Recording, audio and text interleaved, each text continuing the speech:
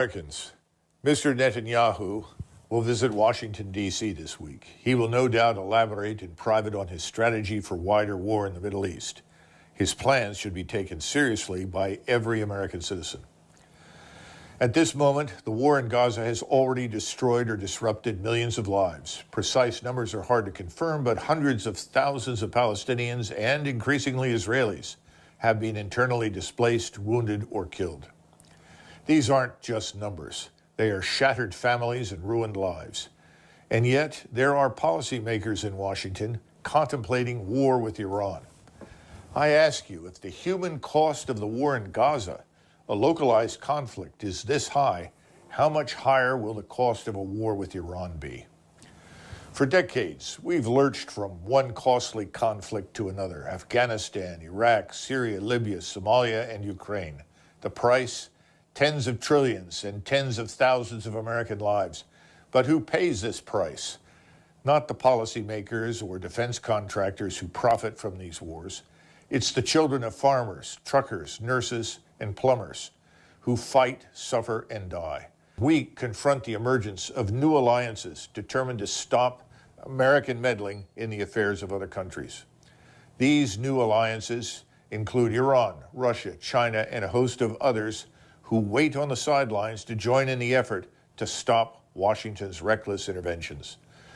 Russian Foreign Minister Lavrov's recent warning that any conflict with Iran risks drawing in other major global powers must be taken seriously. Let me be clear. No state, especially a free democratic republic like ours, should ever threaten war unless it's fully prepared to follow through. At this point in our history, Washington knows, or should know, that our nation and armed forces are not ready for a war with major military powers 6,000 to 7,000 miles from the United States. We're close to $35 trillion in debt. This is almost 100% of our gross domestic product. We're paying $2.4 billion in interest every day. Everybody in Washington should have understood this a long time ago. A war with Iran would devastate our economy. Imagine the Straits of Hormuz, a narrow sea highway between Iran and Arab countries, closed. Every day, 1/5 of the world's oil travels through this passage. If war shuts it down, gas prices would skyrocket, affecting everything from your daily commute to the cost of groceries. We're already feeling the punch from Houthi disruptions in the Red Sea. Now picture that problem multiplied many times over. A full-scale war with Iran wouldn't just be an inconvenience. It would trigger an economic crisis that would hit every American family hard, potentially leading to job losses, fortunes wiped out, and a deep recession. And let's not forget, at the outset of every conflict, those advocating for war are always convinced it will be short and decisive. History shows that they are nearly always wrong. We've seen this before in Afghanistan, Iraq, and Ukraine. Strategies fail, yet instead of reassessment, we double down on failure.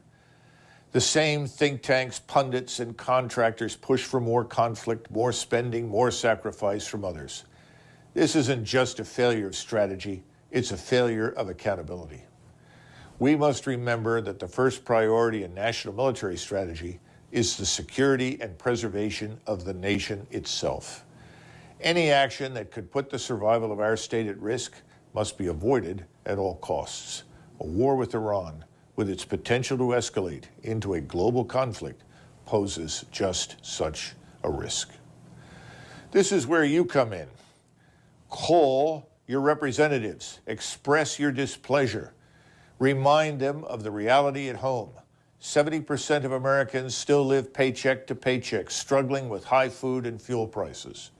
To our policymakers, before pledging support for military action against Iran or any other country, consider the welfare of your constituents.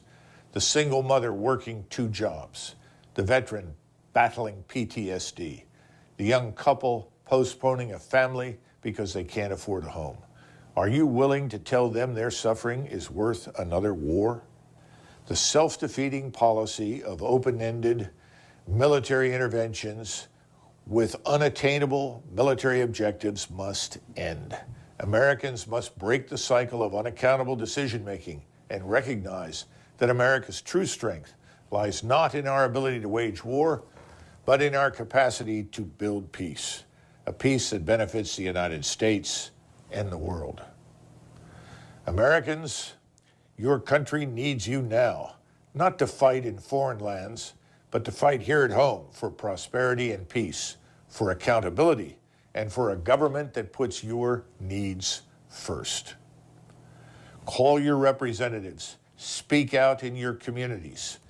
Let the halls of power echo with the voice of Americans who believe America's needs for peace and prosperity must come first. Thank you for listening.